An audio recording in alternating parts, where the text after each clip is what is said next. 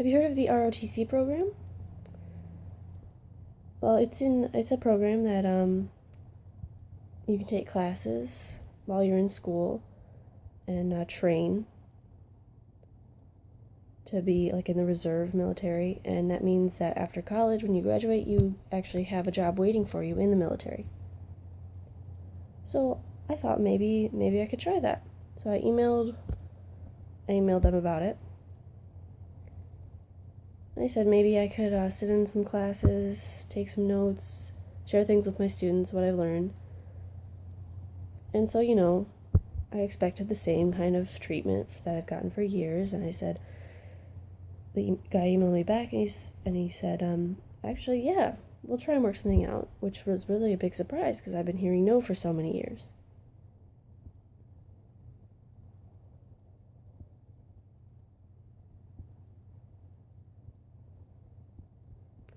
So with all my life and reading all this stuff and experiencing all this stuff, I decided to do some research on deaf people in the military because there have been people in America in the military before who were deaf. So in the Texas Revolutionary War, there was one man who was deaf. And Gallaudet University, which is a big deaf university here in America, has a lot of research done about deaf people in the military, so I decided to look some stuff up. And I saw that one person, or a few people, served in World War II.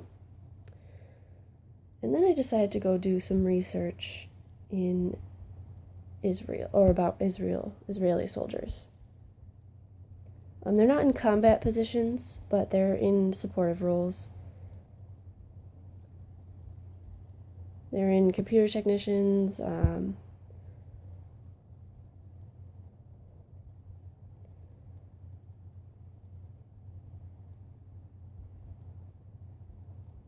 it's, people wonder, well, is it going to be a big deal? Are you going to need interpreters all the time?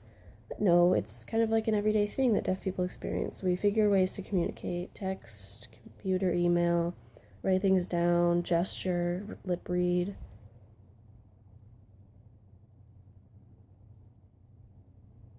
I think, every day you're going to have an interpreter with them. But in the Israeli army, they have small groups. And you don't need an interpreter because they all figure out how to communicate together. And I have some pictures of Israeli soldiers here. So also in my paper, I talked about the disabilities and people with disabilities who are in the military as well.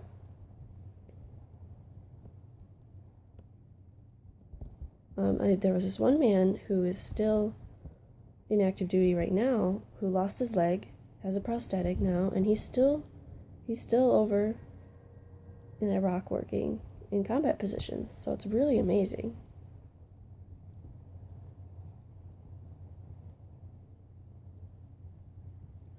There was one soldier who was in Iraq, and he was in an accident with a suicide car bomb, and he lost his eyesight. So now he's using, now he's running a hospital for wounded soldiers in Iraq right now.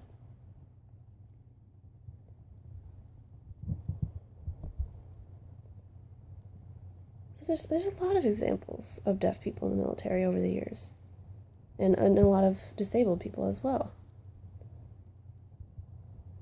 So it just begs the question, why not let deaf people in there? They don't have to be in combat positions. They can be in all sorts of other things: medical, intelligence, finance.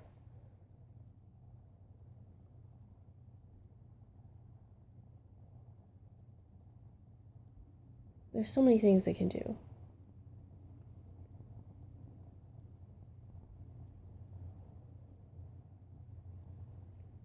And, the Israeli army accepts deaf soldiers as well, and they even defense soldiers.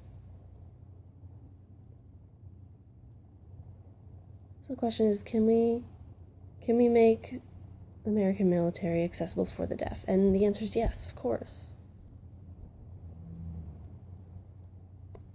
And that's why I'm a big supporter of ROTC.